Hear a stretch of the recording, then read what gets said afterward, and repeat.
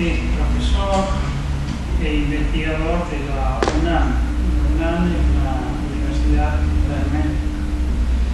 Su especialidad es el análisis funcional y la física matemática, y es y ha sido profesor visitante en diferentes universidades, como Europa, Estados Unidos, Argentina. Entre los premios tiene el premio a la investigación de la Universidad de Lovaina por su doctorado y el premio Alejandrino de investigación de México. Por otro lado, es miembro de la Academia Mexicana de Ciencias. Así que bueno. Le faltó nombrar una cosa más importante. Y graduado. El primer licenciado en física. ¿El primero? Bueno, el primero de lo que hicimos todos. De lo que hicieron todo completo acá. Sí. Yo se lo puse. Yo me enteré porque es una pregunta que siempre hago. Y es un puesto que se ha peleado varios. El otro día me confesaron rápidamente que usted fue el primero que hizo completo y todo. Sí, yo se lo puse. Fue filtrado. Bueno, lo que te voy a hablar. Hoy conocimos nuestro mejor. Bueno, esto básicamente está en estos dos trabajos, lo que tengo que decirles. Hay otro en preparación. Y el problema es este. Es una cavidad que tiene un espejo fijo, un espejo móvil que es transparente o semi-transparente, y hay un campo electromagnético. Y uno quiere ver cómo la dinámica del sistema campo-espejo debido a la presión de radiación. Hay otros efectos que son de temperatura, pero no lo vamos a considerar. Hay circunstancias en que esto debe ser. Entonces hay varias preguntas. Uno dice, bueno, ¿por qué quisiera uno estudiar esto? Bueno, en realidad es algo que del cual me interesa ahora. Es un problema de automecánica. Que a los ópticos les interesa hacer aparatos que funcionen, aparatos manométricos, digamos, ¿no? Que funcionen de esta manera, por razones de óptica práctica. Una razón. También es un problema de física cuántica fundamental, porque bajo circunstancias apropiadas este espejo, a pesar de que es macroscópico, tiene comportamiento cuántico.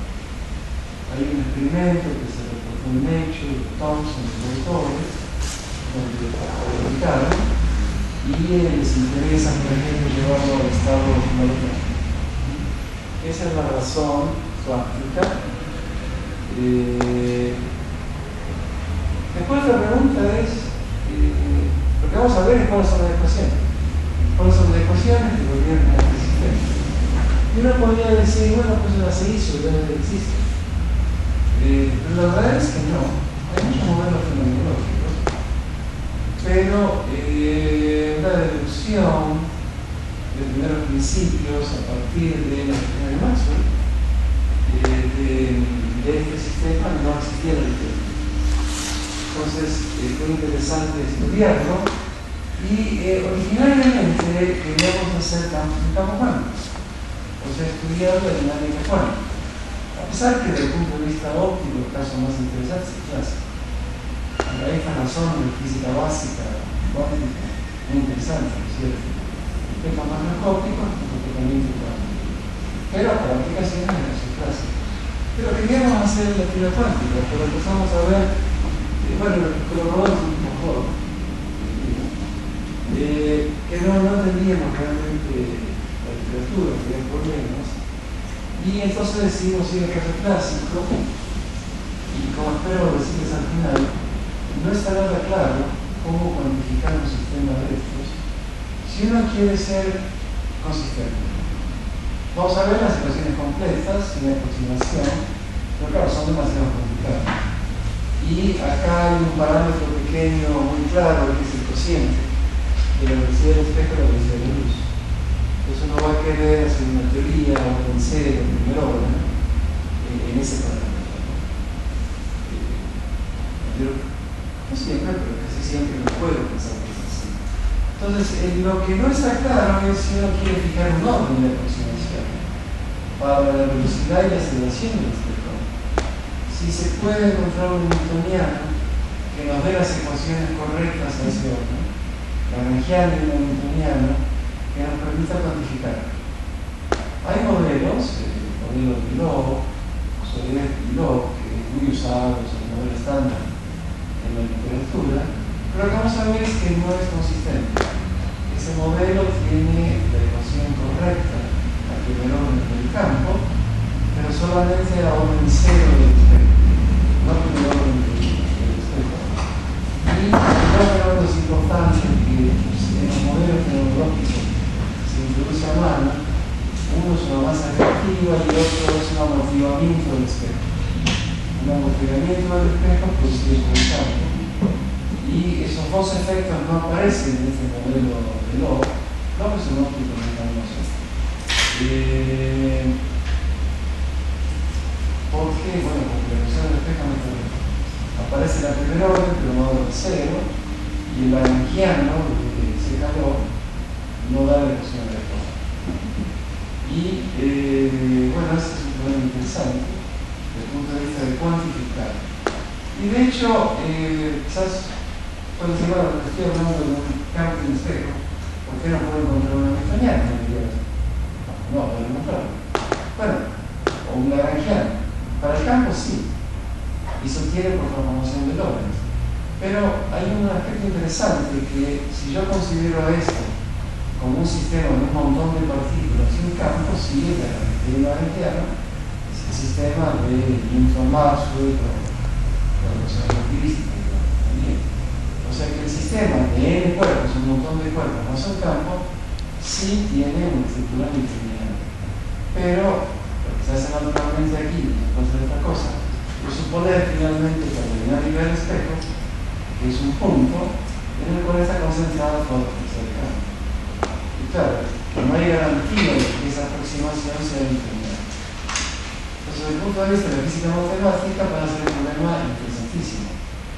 Porque si uno quiere hacer campos cuánticos con herramientas matemáticas rigurosas, hay enormes problemas, ¿no?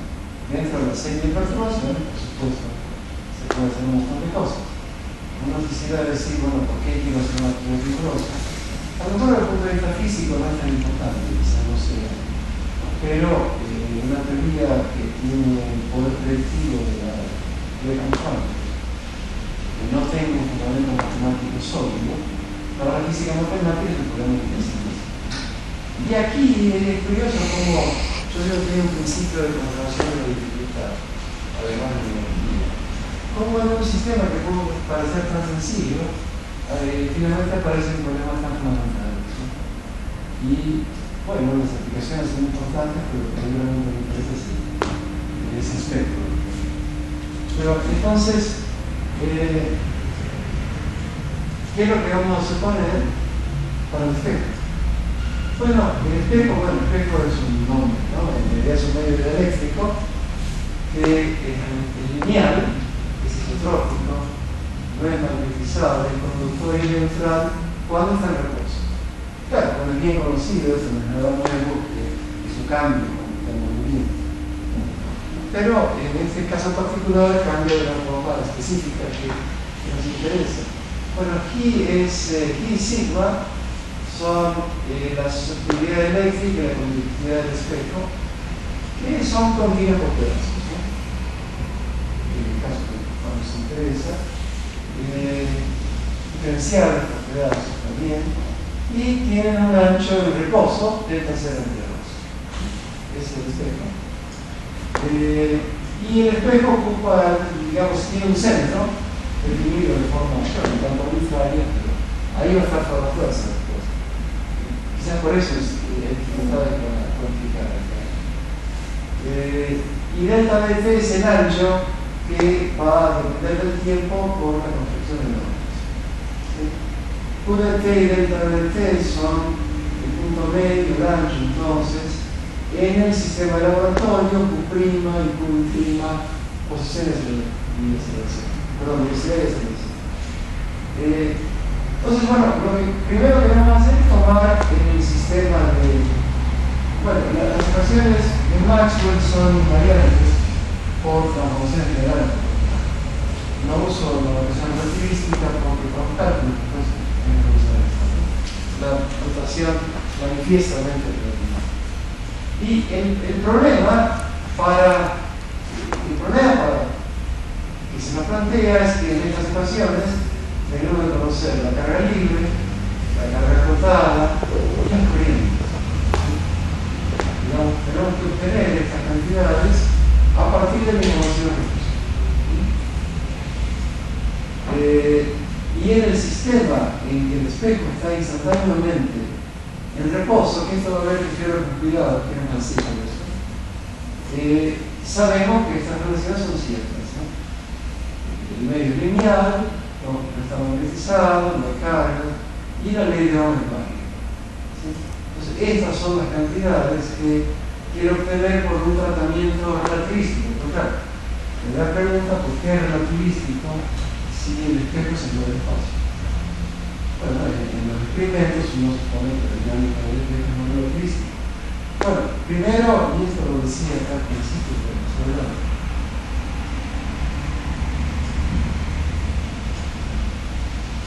Bueno, mira. ¿Por qué acá? ¿Por qué hay un tratamiento relativista? Creo que eso es. ¿Por qué es especial? Claro. Bueno, primero que las cantidades electromagnéticas, como todos sabemos, tienen reglas de transformación sencillas y bien definidas bajo transformación de ondas. Esa es una gran ventaja técnica. Si quiero hacer transformaciones no relativísticas, no es tan simple, ¿no?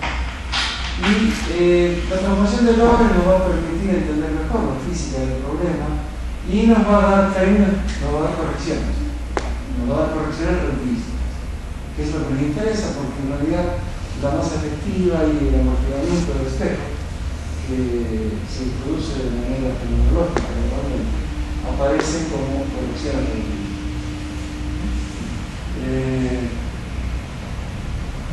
Y después, bueno, este tema del punto 3, que como el tratamiento relativístico no puede haber aproximaciones consistentes para el cambio, para el espejo, para el orden dado, ¿no?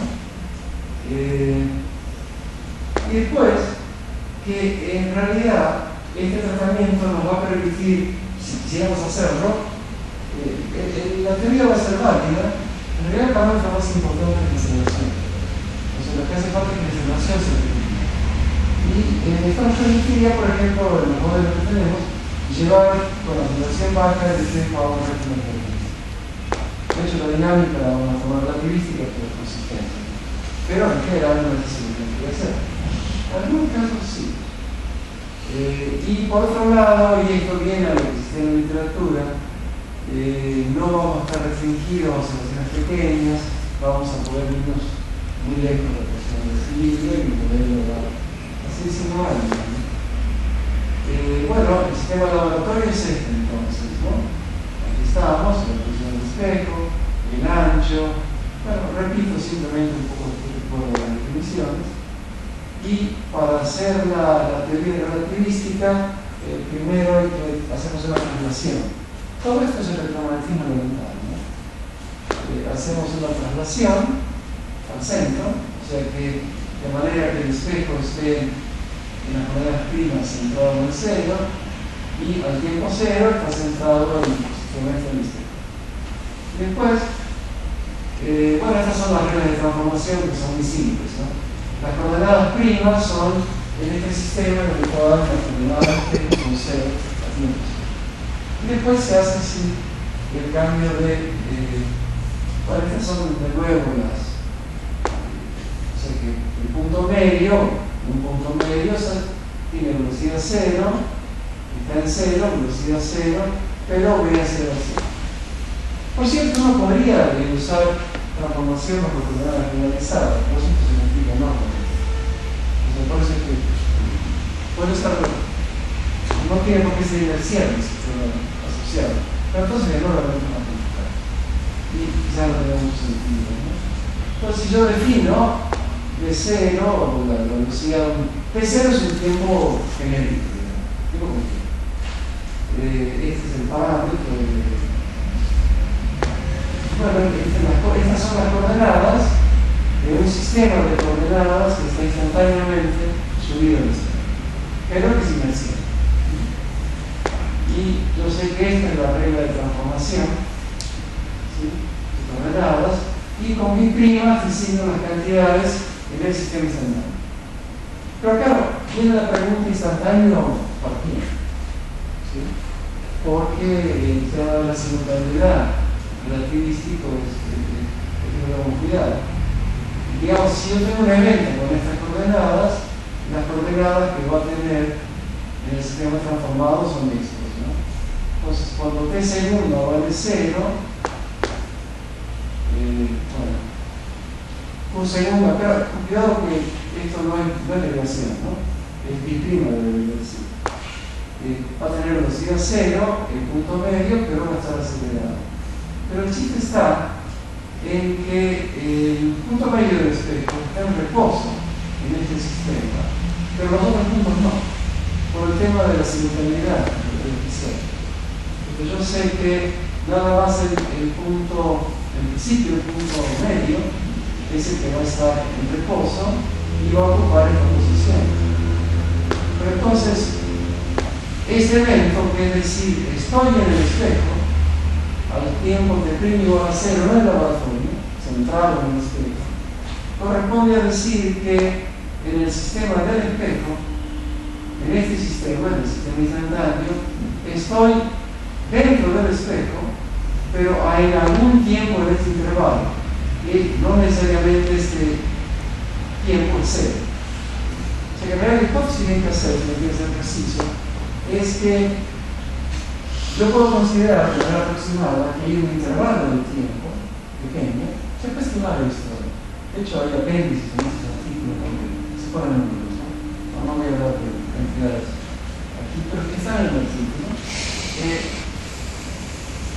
Sí, entonces, la hipótesis es esta: que el espejo está en reposo para todos los tiempos de segundos en este intervalo, que corresponden a estar en el espejo en tiempo fijo en el sistema de laboratorio que sigue el espejo, pero que están en los hechos. Y esta es básicamente la única hipótesis, ¿no? Y esta hipótesis que quiere decir finalmente que la aceleración del espejo tiene que ser suficientemente pequeña. En el apéndice del trabajo se toma experimentos, el de Thomson por ejemplo, y se estima las fluctuaciones que hubo en ese intervalo y se puede cuantificar esto para, y si es razonable, pensando finalmente que es un campo de radiación, que está haciendo presión y tal, tampoco es importante.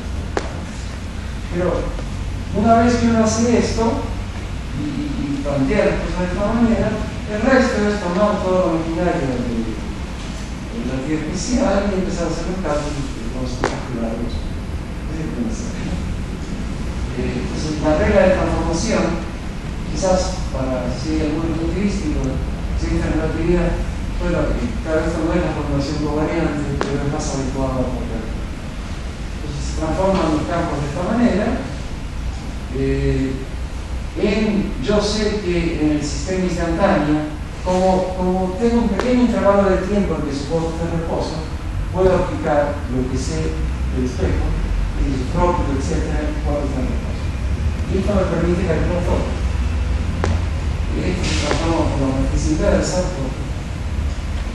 así, y esta cantidad no hay carga en el sistema del espejo, la ley no es válida, y yo tomo mi cuadro vector, tomamos el tiempo imaginario aquí, simplemente como así, y este cuadro vector lo puedo calcular en el sistema del espejo y llevarlo a las coordenadas originales.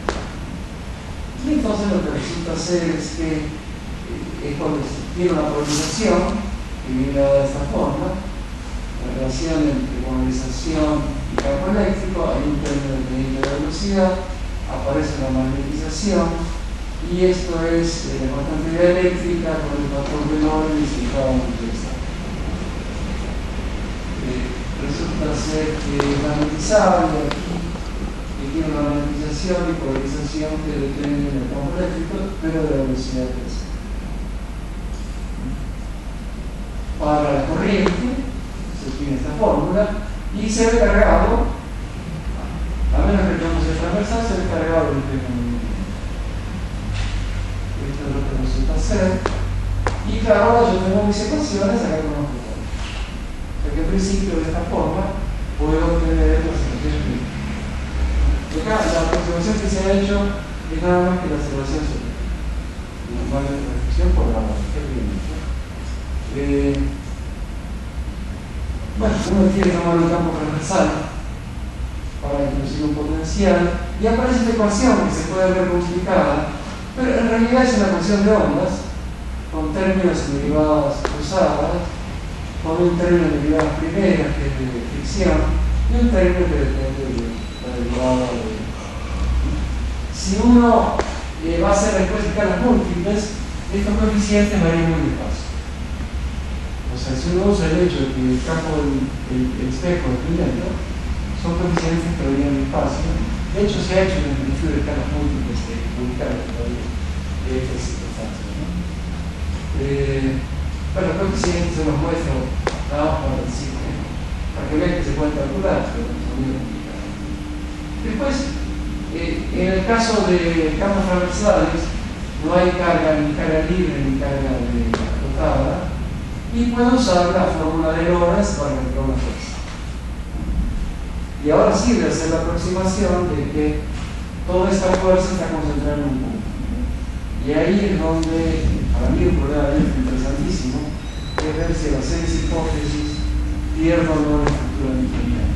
De hecho, no lo puedo encontrar con la Lorentziana consistente.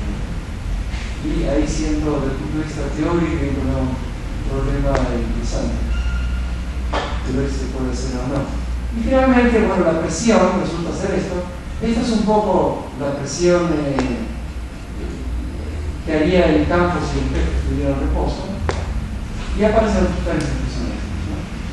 Y finalmente, si el momento mecánico se lo toma relativístico por consistencia, y M0 es la masa por unidad de aire, es una ecuación de movimiento. Y esto es una ecuación autoconsistente en la cual, si la aceleración de línea es válida, para el sistema. Uno puede haber pensado, yo lo pensé que ya existía, pero no parece que nadie diría. Claro, es un tema que quizás el interés de estas cosas lo quedan reciente. Hay un montón de actividades, un evento de americana de óptica ahora en Cancún, hay mucha gente trabajando en este tema. Bueno. Si me voy a primero orden, acá estoy dando hay que pasar todo esto a coordenadas dimensionales, hacer un análisis, introducir parámetros pequeños y hacer un análisis a primer orden. ¿Sí? En realidad lo que uno quiere son las ecuaciones de primer orden. Son las más interesantes. Acá, ¿qué es esto? Esta es la ecuación de ondas como si el efecto estuviera fijo en el curvo de T, más un término de fricción que depende de la conductividad, más términos que dependen de la velocidad y la aceleración. Después vamos a reducirlos a orden cero y ahí aparece un sistema que resuelve una solución física, que tiene una dinámica periódica y toda la estructura que tiene esto que nos sorprendió un poco ver tanta estructura. Y acá aparece la ecuación. Esta es la masa efectiva, una fuerza que depende de la posición y una que depende de la velocidad. Y las fórmulas son estas. Un poco complicadas, pero tampoco es exacto. Primero aparece un término de fuerza de presión y esta es la fórmula para la masa efectiva. Y bueno, en la literatura se introduce neurológica, introducen masas efectivas, e introducen términos de fricción a la mano. Acá vienen derivados de las ecuaciones maxwellistas. Este es la masa efectiva, y si vemos un poquito aquí, este es el término que puede dar lugar a un amortiguamiento del espejo, depende de la velocidad. Esto me estaría dando la clasificación teórica a estos dos fenómenos que aparecen en primer orden pero desaparecen en orden cero. De hecho, bueno, esta es una referencia clásica en esta área, y en realidad en este artículo, a partir de una granjera aproximada, que después lo vamos a discutir, se había obtenido la ecuación para el campo, pero no así la de la ecuación del espejo no es nada. Y la anterior es nueva también, ahora hay que verla. Voy a hablar después de la ecuación. si me voy al orden principal y bueno, uno quisiera tomar acá un salto, y en el caso del salto, sé que toma la constante y sé de afuera, aquí aparece algo muy sencillo. Esta es una ecuación de Newton. La masa efectiva va a ser la masa, bueno, todas estas propiedades de la vida, ¿no? La masa, el esfuerzo, y esta es la fuerza de presión. Y para el campo, en este caso, uno ve que es como si el espejo estuviera en cada instante del tiempo fijo. O sea que ahora en cero, estas ecuaciones son, las dos son consistentes a orden cero. Las anteriores eran consistentes a orden 1, este es el orden principal. Y después uno quiere tomar el límite cuando bueno, el ancho tiende a cero, la densidad infinito, la constante eléctrica infinito, de forma que la masa por unidad de superficie es constante y este producto es constante y se obtiene la de él. Es un espejo muy angosto. Y este modelo con la delta, este modelo de la función de delta está estudiado con mucho detalle porque hay mucha estructura matemática. Aparece un potencial periódico, aparece una dinámica muy interesante. Hay un artículo en física que review al cual se estudió esto, pero es bueno mencionar que si el espejo está fijo, este es un modelo clásico, es decir, estudiado por Spencer y Lamb. Lamb es el premio Nobel de Lamb Shift y lo estudiaron ellos por temas en física de eso. Querían estudiar el ancho de banda en el láser, tema que le conozco poco, pero esa es la razón. En el caso de que el espejo está fijo. Si el espejo está fijo, el problema es mucho más simple. Si el espejo tiene una dinámica predeterminada, también. Y ahí hay una literatura enorme, una literatura lógica, porque entonces no hay que estudiar la cuestión de campo. Claro. Pero cuando ya empiezan a interactuar, el asunto empieza a ser. Y nos lleva a problemas que quizás se puedan explicar en el sistema nervioso. Se puede hacer un montón de modelos. Y en un salvaje, para no conocer el gran lógico de paciente, he estudiado las soluciones y son sindicadas. Voy a volver después porque te caigo todo. ¿Cómo que empezamos? 11:05. 11:05, se puede hacer un poquito. Después voy a volver al estudio de este espejo, de este caso, perdón. Pero ahora quería ir, y eso para plantearme un poco como problema, no sé si la dificultad en encontrarme la mitad. Yo te puedo hacer una pregunta. Sí. Dos son en realidad. Cuando dijiste que el desarrollo no era perturbativo, que era exacto. No. Ahí estaba hablando de otras cosas, ¿no? Y ahí estaba hablando de teoría de campos cuánticos en general. Digamos, todo esto, primero, no se podría, y se orden cero, encontrar con un desarrollo perturbativo también. Sí, pero entonces, ok, perturbativo para quién, no tiene campos cuánticos. ¿Pero de qué campo? Primero tengo que cuantificar. Sí. Y si uno quiere hacer una cuantificación más o menos estándar, esto es la energía normal, teniendo clase. Okay. Entonces el problema está en encontrar la energía. Clásico. Todo este problema se plantea a nivel clásico. Y la segunda, cuando apareció la matriz, que era una formulación, no era covariante. No es manifiestamente covariante, pero es covariante. ¿Y la covariante no sería más sencilla de resolver? Bueno, lo que pasa es que en la formación, no sé, la forma de Weyl, del magnetismo o las ecuaciones manifiestamente covariantes, después uno quiere que introducir un potencial, tiene que decir que el campo está fracasado. Y se podría hacer así, pero en realidad para calcular es difícil eso.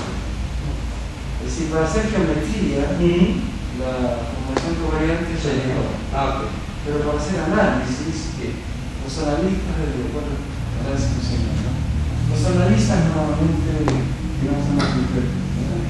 Entonces, para hacer geometría hay que definir las formas, la formulación de Weyl, la formación covariante, no. Pero para hacer análisis, para empezar a estimar cosas, estimar términos, ahí normalmente tenemos que perder la elegancia, ¿no? Pero sí, desde el punto de vista geométrico, uno vendría esto de manera. Sí, eso es algo que surge con frecuencia, ¿no es cierto? Una persona dice tener geométricos y dice, bueno, ¿para qué hacen física? Pero después viene el analista que quiere estimar la asintótica de tiempo largo de la solución y ver como qué potencia de defensa te importa. Y ahí entonces, ahí mejor usar cosas más groseras del punto de vista geométrico. La diferencia entre análisis y geometría. ¿Qué es la granjiana? Entonces, uno diga, bueno, ¿cómo saca una granjiana? De una manera obvia, ¿no es cierto? Yo hice la hipótesis que en un intervalo de tiempo tiene un reposo, el espejo está en reposo. Bueno, en un sistema de coordenadas está casi parado, en un sistema de coordenadas tomo la granjiana virtual y uso transformación de coordenadas. Eso es porque es lo que hizo Lowe y lo que me tomaría. Entonces, pero claro, lo que pasa es que cuando voy a aproximar, no es lo mismo transformar en la granjiana y aproximarlo y después reducir la expresión de Lagrange que hacerlo al revés, ¿cierto? Porque uno deriva y aproxima o aproxima y deriva. En realidad, las cosas distintas. Entonces, este es el lagrangiano, siempre, y yo lo voy a transformar. Este es mi lagrangiano en el sistema laboratorio. Y esto es válido siempre. De nuevo, si me tomo un campo transversal, que debe ser, obtengo ese lagrangiano. Y tiene el lagrangiano, si todo tuviera reposo, el lagrangiano habitual, más estos términos. ¿Sí? Estos términos están asociados a la frecuencia de la. Bueno, uno puede hacer un cálculo, siendo suficientemente tiempo, que este lagrangiano le da la ecuación del campo completo. Pero si tomo la ecuación de Lagrange, en este caso, por ejemplo, en el salto, bueno, sin conductividad, y voy a tener las ecuaciones que son válidas, porque en las otras no hay. La otra forma de trabajar es totalmente sólida, nomás que siempre es válido. Yo sé cómo se transforman las cantidades y saqué mis ecuaciones de base sin hacer ninguna hipótesis. Aquí sí la estoy haciendo. Pero ahora lo que digo es esto. Yo quiero hacer una aproximación. Una duda, perdón, la anterior, la diapositiva anterior. Ahí está, aún con el espejo libre, porque parece la energía de un campo libre ese. Bueno, pero claro, parece lo que pasa es que el efecto del espejo le importa muy poco al campo. Bueno, le importa y no le importa, porque digamos, si yo al espejo le doy una dinámica, o sea, yo estoy moviendo el espejo. Vamos al caso general, vamos al caso que el espejo está sometido a la competencia de las presiones de los campos, claro, que están en un lado y en el otro. Entonces, y eso se va a ver más claramente después en el modelo de la delta. Ajá. Pero la presencia, digamos que la presencia del espejo, piensa que el espejo es un dieléctrico que se está moviendo. Entonces eso afecta la dinámica del campo. O sea, no es un espejo totalmente, digamos así, transparente. No es ni totalmente transparente y totalmente reflejante, es semitransparente. En realidad, cuando uno usa la palabra espejo es un abuso del lenguaje. Porque está. Yo tengo es un dieléctrico que se está moviendo. Estamos, ahí está. Pero se va a decir siempre el dialéctrico que se está moviendo, ¿no? Sí, el espejo es la terminología que usan también los ópticos, ¿no? Pero debe tener un dialéctrico que se está moviendo. Dice clase de dialéctrico pues un campo. Pero de todas maneras, si la dinámica del espejo está predeterminada y yo estoy en el campo, ahí podrá ser analíticamente complicado, pero no hay ningún problema de conceptual. Pero aquí sí. Entonces, bueno, acá estamos, ¿no? Estos son los primeros términos. Los tres primeros términos. Y si yo, este término, el chiste está en que yo tengo esta cantidad acá, que depende del tiempo también. Porque esto es G, digamos, la cantidad eléctrica. Y cuando yo derivo, me voy a orden n y aparece el término de orden superior. O sea que las ecuaciones de orden n, Q' y Q segunda, no se pueden deducir exactamente sin considerar términos de orden superior. Porque al usar el Lagrange los introduzco de todas maneras. Entonces debería tirarlos a la mano. Pero si quiero que me dé la ecuación apropiada, no me la da. A menos que considere un salto, en cuyo caso, bueno, esas derivadas son ceros y puedo resolver por pedazos y pegar. En ese caso saco una ecuación consistente del campo. Si no, al derivar acá u de t, si aproximo la energía en un orden, después uso el Lagrange, me parece un orden superior. Entonces, ahí viene el hecho de por qué uno puede decir eso no me importa y trabajo. Pero si quiero yo ser consistente, el problema es por ejemplo, quiero decir, si uso ecuaciones que no son consistentes y cuantifico y calculo valores medios, los valores medios no van a seguir la consistencia. Entonces, no puede hacerlo, va a hacerlo, pero si no, es importante ver que no va. En el límite semiclásico no voy a tener las ecuaciones públicas. Pero en este caso no, en este caso sí es constante por pedazos y pego para que ambos esté bien. Pero esto no es acá la granjera para el espejo no está. Y ahí no puedo usar el truco anterior porque no me puedo subir al espejo para calcular su dinámica, porque el sistema no se mueve. Y hay una propuesta que es esta, es un artículo muy famoso que propone este objeto, que es casi lo que todo el mundo propondría, ¿no es cierto? Uno podría poner acá cinemática relativística, no está. Pero bueno, este lagrangiano nos da el concepto recto del campo, pero no aparece. O sea que este modelo en realidad no es consistente. Y digamos, el punto está en. Claro, el problema es que esta es casi la propuesta más obvia de la lagrangiana. Si no lo tomáis, lo que estamos. Bueno, aquí hay un problema interesantísimo a mi juicio. El problema teórico es si puede uno. Desde el punto de vista matemático, cuando uno usa método de escalas múltiples, uno toma su escala binomial y tiene variables rápidas y variables lentas, y usa un método de escalas múltiples para pensar que las lentas están fijas, resolver por las rápidas, y me interesa la dinámica de las variables lentas. En términos generales se pierde la estructura newtoniana, o por lo menos no hay razón para que se conserve. Entonces pregunta, se preserva o no aquí la estructura newtoniana. Si uno tuviera un newtoniano, entonces sí, podría ser un desarrollo perturbativo y posiblemente funcione bien. En modelos, bueno, si uno quiere hacer modelos simples, se presentan los problemas habituales, se presenta que hace falta una renormalización ultravioleta, los problemas habituales en campos cuánticos que aparecen en el mundo.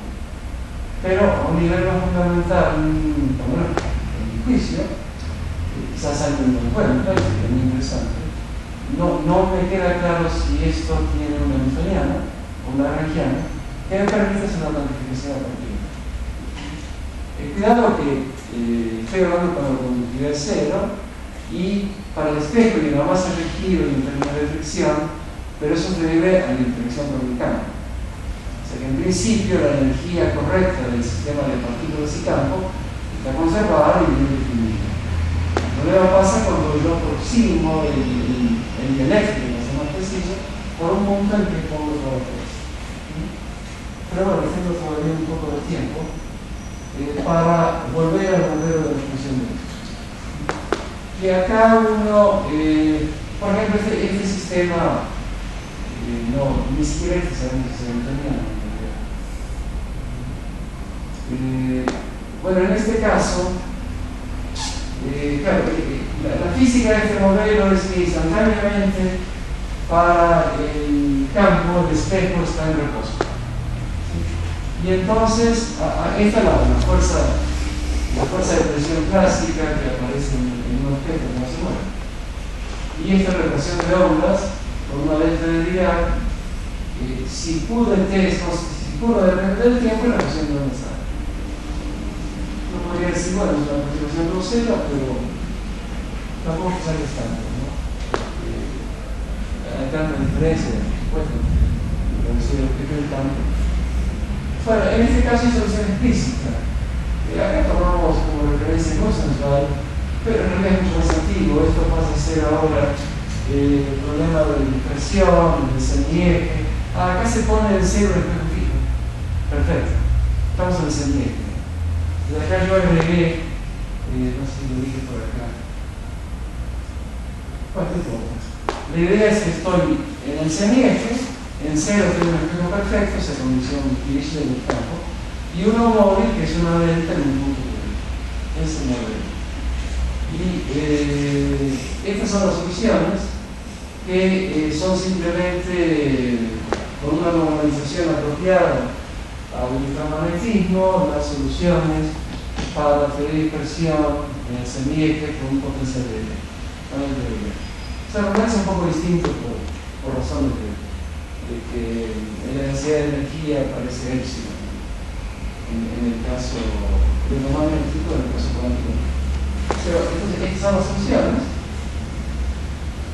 En cero se anula la solución, el espejo está en Q de T y acá tengo, bueno, una incidente reflejada dentro de la cavidad, esta es la cavidad, y acá yo tengo la onda incidente, la onda reflejada y el corrimiento de fase. El corrimiento de fase es la matriz S del problema de la energía. Y lo interesante, y ahí viene un poco lo que hablábamos antes, lo interesante es que cómo se comporta este coeficiente. Este coeficiente mide la intensidad del campo adentro. Y en realidad sucede que es así. Tiene máximos y tiene mínimos. Los máximos son estos, los mínimos son estos, pero el punto muy marcado. Es algo así.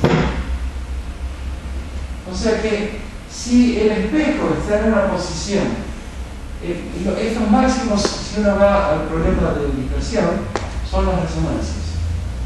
Es la ubicación de la parte real de las resonancias. Y el parámetro G que apareció y va a aparecer mide qué tan transparente es este espejo. Entonces, acá uno empieza a ver que sería, no era tan sencillo que en realidad que ya está. Si estoy acá, entonces el coeficiente es muy grande. No va al infinito, pero es muy grande. Y entonces, el campo, aquí, en el interior del espejo, el campo es muy grande. Y afuera es relativamente pequeño. Entonces, lo va a empujar a la derecha. Pero después va a salir de resonancia. Digamos que estaba aquí en resonancia. Acá sale de resonancia y es al revés. Entonces el campo es casi cero adentro y es muy grande afuera. Y esto da lugar a movimiento periódico. Entonces, sí, fue un poco la sorpresa porque uno hace este análisis y dice, bueno, ¿qué va a salir? ¿No? Y termina saliendo un movimiento periódico para el espejo. Claro, orden cero, no se aparece en otro fenómeno. ¿Sí? Y en realidad hay que irrita porque ahora va a depender de la intensidad. Bueno, es un poco más complicado porque en realidad es esto, ¿no? Si yo ahora tomo el campo, lo tomo de un solo modo, orden cero lo puedo hacer consistentemente, después no, se mezcla. Si tomo un solo modo, este parámetro me mide qué tan transparente es el espejo, cuando aquí tiene infinito es cada vez. Esta es la ecuación para el espejo. Y aparece un término periódico en el tiempo. Este delta, recuerden, es el corrimiento de fase la matriz S, no sé si es el problema. Y esta es la fuerza, es el rotating wave approximation, porque después se nos va a suponer que si omega 0 es muy grande, todo el problema. Y esta fuerza se deriva de un potencial. Totalmente independiente de la frecuencia del campo. Bueno, sí aparece la frecuencia del campo porque es omega 0. Por ejemplo, este parámetro depende de K0 que depende de omega 0. Sí depende de la frecuencia del campo. O sea, yo voy a hacer la frecuencia con el resultado. No, esa es la frecuencia del campo. Yo estoy asignando la frecuencia del campo, que si van con los agentes y se toma la frecuencia típica del fenómeno. Si se asigna una frecuencia, supongo que es monomodo, o sea que no hay salto de un modo a otro, pero puede ser orden no es cierto, puede ser sí. Supongo que ahí está la dependencia y este es la fuerza y la parte temporal, y se deriva de este potencial, porque es el que no tiene nombre, pero es un potencial periódico, con periodo pi, que es la frecuencia entre dos, que es lo que estudian entre dos. O sea, resulta ser, haciendo aquí aterrizarlo esto, resulta ser un problema de un potencial periódico en el espacio, con un coseno del tiempo, la periodicidad es la mitad de lo que onda, y entonces empieza a resolver, ¿no? Y pues salen muchas cosas. Esta es la forma de potencial. Esto depende de G, que es la mide qué tan transparente se va haciendo cada vez más un salto más grande, ¿no? Esto para varios colores. Es el potencial. Bueno, se pasa a variables adimensionales. Delta es, ya no vale la pena mencionarlo demasiado, pero bueno, digamos, introducimos variables adimensionales para poder estudiarlo de manera inicial. Y son las variables naturales de selección. Y entonces el proceso es esto. Y ahora se puede estudiar de manera numérica, tal vez algo que se hace con matemáticas, no es un chiste, pero también se puede ver analíticamente como el potencial de su propuesta se puede aproximar. Y hay tres regímenes, uno, el parámetro P es uno de los parámetros que está acá. Esta es la frecuencia del campo y esto es el tiempo característico. Tau, delta es un tiempo característico para el centro. Y tau es el tiempo dimensional. Y este es el sistema. O sea, que todas esas complejidades que ven son, ahora me paso muy explícitas. Hay tres regímenes distintos. En este caso, el término del coseno se va muy rápido y uno pasa a tener un problema con un potencial periódico. Hay una energía del espejo conservada. Para energía negativa se va a oscilar en un pozo potencial y si no se podría definir la energía positiva, y ahí viene que no estamos suponiendo que la dinámica está limitada, ¿no? Y este es el régimen de intensidad alta que, claro, no es compatible con el modelo, ¿no? Porque si la intensidad es alta, bueno, claro, entonces la aceleración va a ser grande, la velocidad va a ser grande, y esta cosa de cero no cambia.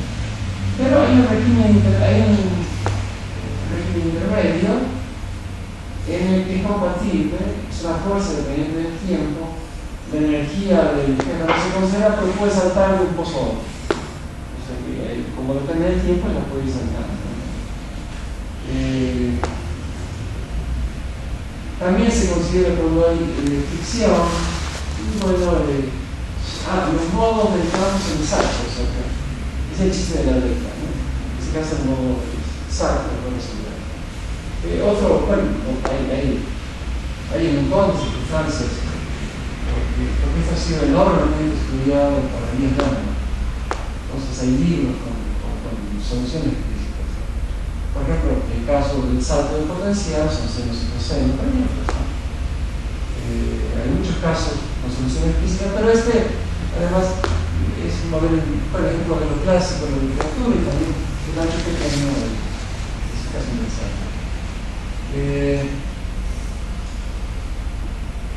El potencial se puede aproximar de esta manera si simplemente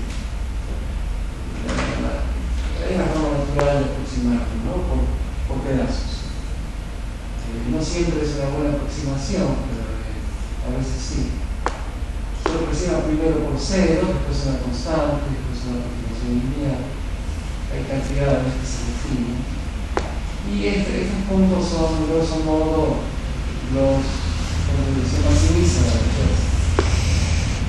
O sea que la aproximación universal se aproxima de esta manera, por supuesto, por acá es malo, ¿no? Y eso se ve después en las soluciones, no se puede. Pero eso es todo dinámico, ahora que no puede estudiar. Y acá, para el 50, en esta región, y acá hay la próxima. Y bueno, en este caso no puede escribir una forma explícita de la función. Da lugar a, si está en el enésimo pozo, recuerden que está entre pi, en cada uno de los pozos es de esta manera. ¿Sí? Y se supone que está en n pi, que es un mínimo, con una velocidad hacia la derecha. Y esta es la solución física. Y después, bueno, pues uno puede empezar acá. Se puede calcular el periodo de una forma sencilla, aproximada, para el periodo de movimiento en este caso. Claro, esto manifiesta cómo se incluyen mutuamente el espejo y el campo. La solución numérica y la solución aproximada. En este caso se tiene una buena aproximación. En el caso intermedio, entonces hay que tomar en cuenta que hay un potencial frecuente. No hay una energía conservada, pero no hay una energía conservada, pero bueno, uno puede empezar a estimarla, ¿no? Y estimarla para arriba, para arriba, lo que se hace en el artículo. Si está inicialmente en uno de los pozos, entonces aquí puede saltar a los otros. Y la dinámica puede ser muy variada. De hecho, en el artículo hay diagramas de espacio en fase, hay muchas cosas que se hacen, ¿no? Si está en uno de los pozos, puede ser que salte a otro, que se quede un tiempo en el otro, y puede haber oscilaciones en un pozo similares a las cuando se supone que está en la aproximación de un volcánico. Y esta figura lo muestra, ¿no? Omega igual a 100, omega igual a 100 es intermedio. Y esto es la línea negra, que es omega igual a 100. 250 es la otra, ¿sí? Para sí igual a 10. Y bueno, acá se toman las condiciones iniciales, ¿no? Estos son el inicio y el fin del pozo de potencial, para comparar, ¿no? Aquí estamos oscilando en un pozo, movimiento que es casi periódico, aquí te la cae un poquitito, y aquí uno ve que puede saltar a otro. Entonces, la dinámica del espejo se termina haciendo, a pesar de que solo una serie. Después puede haber fricción. Si acá estamos agregando fricción a la mano, ¿no? Pero si yo creo en uno, yo intento tener una fricción. Y sé lo que es. Puedo estimar valores para tener una fricción. Aquí lo ponemos a la mano. Y sí, muy grande ahora, energía negativa, y salen funciones muy difíciles. Uno puede comparar después con. Si acá, bueno, la fórmula es esta, pero aquí se hace en intervalos de tiempo y se van pegando después. Porque finalmente van a relocar la idea y terminan de cambio. Pero habría que utilizar los cambios. Y acá se compara la solución numérica con la aproximada, ¿no? Ahora, gamma es el parámetro de definición, un valor de la transparencia del espejo y todas las iniciales son primero son buenas, pero después empiezan a ser malas. Claro, en la solución de acá, la aproximación por la potencial no siempre era buena, en la parte sí, pero porque el potencial de veras es diferencial. Y el otro tiene una variable infinita, claro, ahí cerca de una aproximación. Pero nos da una idea de qué decir. Acá son parámetros distintos, se ve que aquí sí ya no funciona tan bien, o sea que puede no funcionar bien. Las soluciones del principio. La diferencia entonces son dos razones. Que no se toma en cuenta la curvatura del potencial. Eso no lo tomamos en cuenta. Y para tiempos muy grandes, el espejo está cada vez más tiempo cerca del mínimo. Y cuando está en el mínimo, claro, la curvatura es importante. Entonces, por eso es que funciona, pero no siempre funciona. Pero nos da una información cualitativa. Se comporta como una partícula que queda libre cuando es entre el minimizador y el maximizador, y se comporta como una partícula sometida solamente a fricción cuando está entre el maximizador y el anterior. Y después, claro, cuando llega más clásico, llega la barra de Eddy, que es este. Por eso hay que pegarme la exhibición. En el caso intermedio también se puede ver la fricción, y acá se hizo numéricamente, y se ve que dependiendo del valor de omega es básicamente la relación entre la velocidad del espejo y la luz. El espejo puede ir a un minimizador, y si la fricción es pequeña, puede todavía saltar entre pozos y eventualmente quedarse en. Hay personas numéricas que se hicieron. La teoría numérica, bueno, no se hizo nada a nivel final para probabilidades y tanto métodos numéricos. Los analistas numéricos no sirven para cuestiones de orden dimensional. Uno más bien usaría un método numérico para utilizar el método numérico. O sea, hay muchísimo examen conocido. Y acá se ve la dinámica.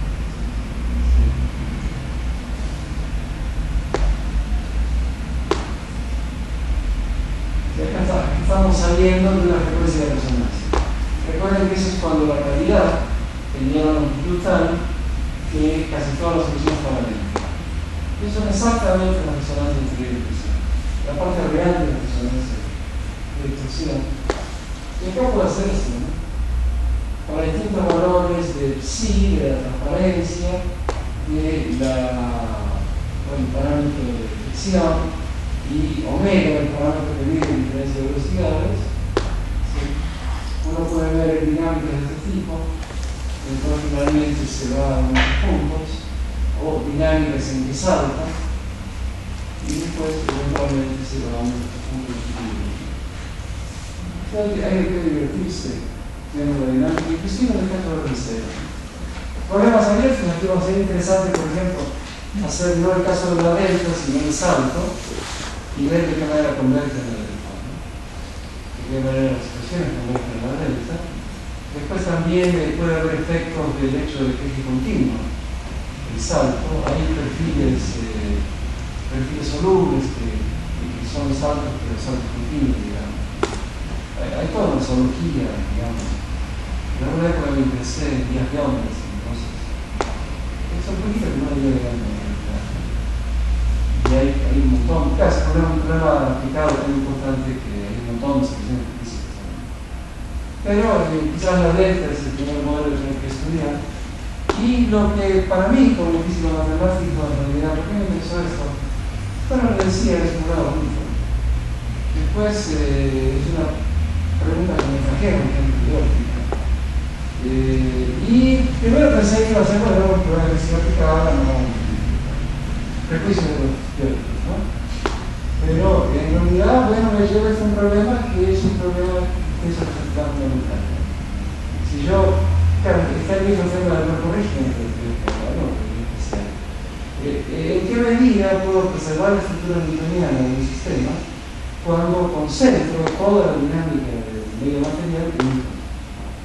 Y ahí quizás hay que tener respuesta. Bueno, ya estoy en el tiempo exacto, ¿no?